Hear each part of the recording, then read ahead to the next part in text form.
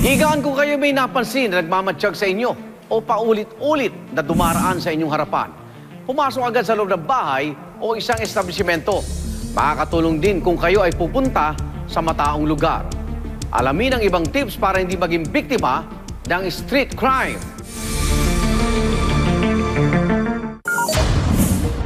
Sa Sampaloc, Maynila, isang babaeng tumatawid ang hinabrutan ng cellphone ng dalawang lalaking sakay ng motorsiklo.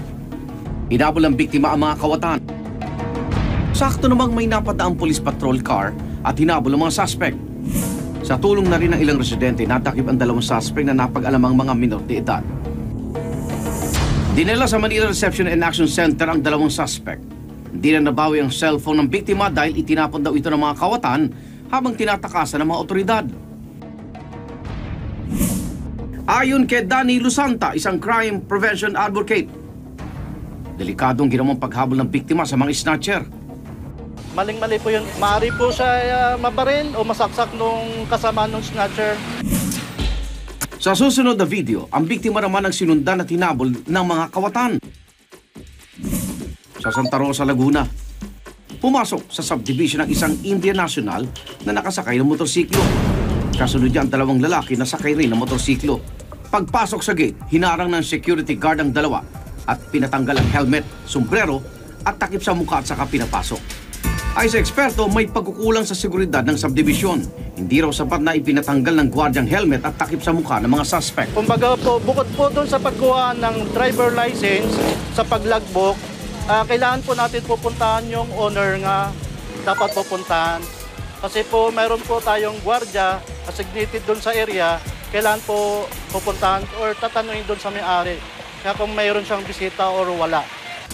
Samantala, bumaba ang Indian National sa isang tindahan. Umikot muna ang motorsiklo at hinintay na lumabas ang Indian National. Bumaba ang angkas at dito na niya hinabol sa loob ng Indian National. Sa loob ng tindahan, kinuha ng kawatan ng may 100,000 piso na dala ng biktima.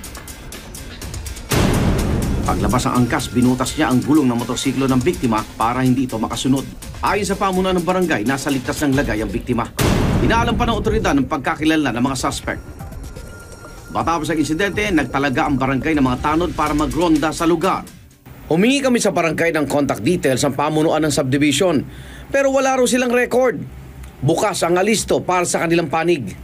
Sa Quezon City naman, isang ina ang nakaupo sa labas ng kanilang bahay kasama ang dalawa niyang anak. Nakuha na din ang video mag-asawang naglalakad. Mapapansin na isang lalaking nakasakay ng motorsiklo ang dumaan sa harap ng mag-ina. Bumalik ito at uminto malapit sa mag-asawa at sa mag-iina. Ano ang balak ng lalaki?